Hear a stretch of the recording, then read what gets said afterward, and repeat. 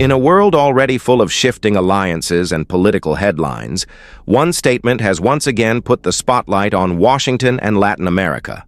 Former President Donald Trump's recent comments about Colombia have reignited global debate, not because of what was said in anger, but because of what it might mean for trade diplomacy and the balance of power between two nations that have worked together for decades. According to recent reports, Trump made strong remarks suggesting that if Colombia doesn't take firmer steps to curb drug production and trafficking, the United States could consider imposing new tariffs or cutting back on financial assistance. To many, it sounded like a bold warning. But behind the soundbite lies a complex story about economics, partnership, and the delicate line between pressure and policy. The United States and Colombia have shared one of the closest relationships in the Western Hemisphere for years. Colombia has been a key ally in counter-narcotics operations, trade, and regional stability. Billions of dollars have been exchanged through trade agreements, and both nations benefit from strong diplomatic and security ties. But with Trump's new statement, many analysts are asking, is this a new chapter in U.S.-Latin America relations, or simply a political message meant to strengthen negotiation positions? For context, Colombia's economy has long depended on both agriculture and international trade.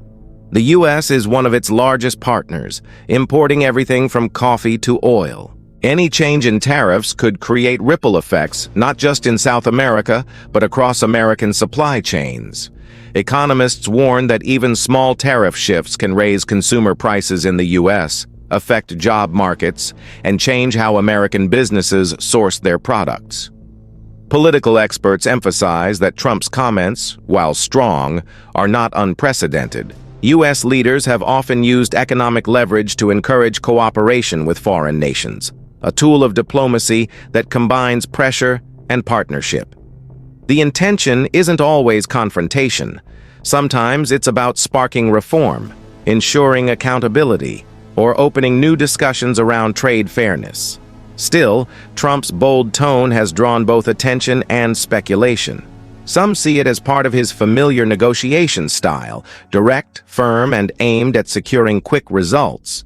Others interpret it as a signal of how future U.S. administrations might handle international cooperation, particularly in regions where issues like drug policy and border security intersect.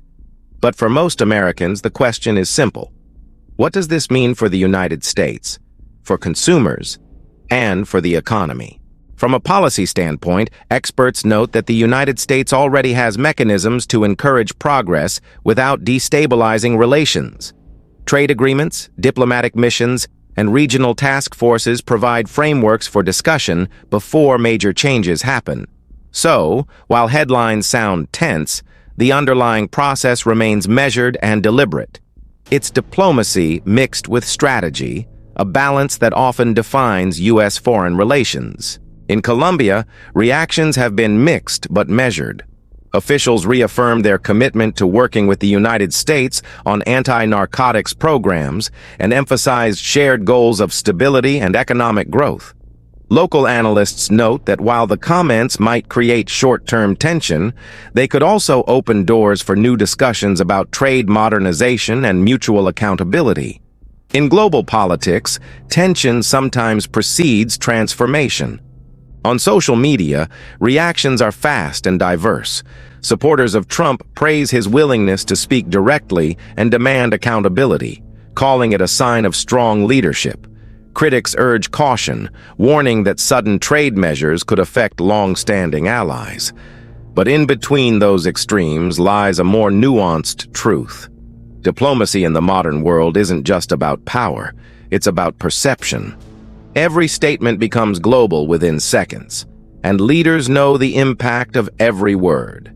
International observers, including economists and diplomats, are watching closely. Latin America remains a critical partner to the U.S., not only in security, but also in energy, food supply, and trade networks. The idea of economic pressure, or tariff threats, can be interpreted in many ways. Sometimes it's a warning, sometimes it's an opening move in a larger negotiation. The global system is interconnected, and one country's decision can shape markets around the world.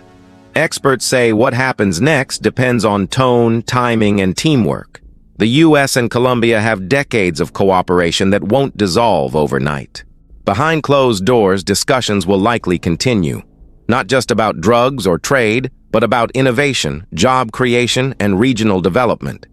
Both sides understand that stability and progress benefit everyone. For everyday Americans, the story highlights something bigger: how foreign policy decisions, even thousands of miles away, can influence what happens at home, from the cost of imports to the strength of partnerships that shape international peace. The global stage is interconnected, and diplomacy often happens not in loud moments, but in the quiet follow-ups that never make the news. So, what does this all mean for the world? It means that once again, the conversation around U.S. leadership, influence, and diplomacy is evolving. Trump's comments might spark headlines, but they also spark reflection about how nations communicate, cooperate, and compete in the 21st century.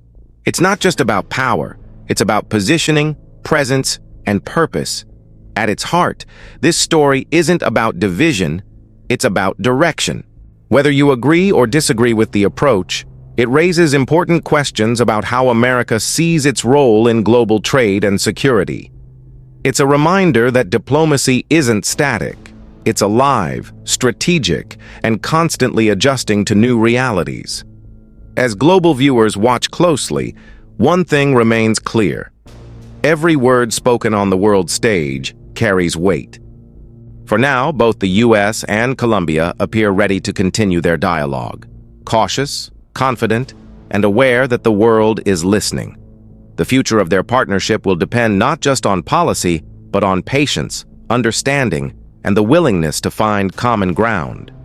In the end, perhaps that's the real takeaway: strength in diplomacy doesn't always come from threats or reactions, but from the ability to lead through respect, clarity, and purpose. Whether this latest exchange becomes a turning point or just another headline, it's a reminder that America's influence continues to shape the world, not through domination, but through dialogue, decision, and determination.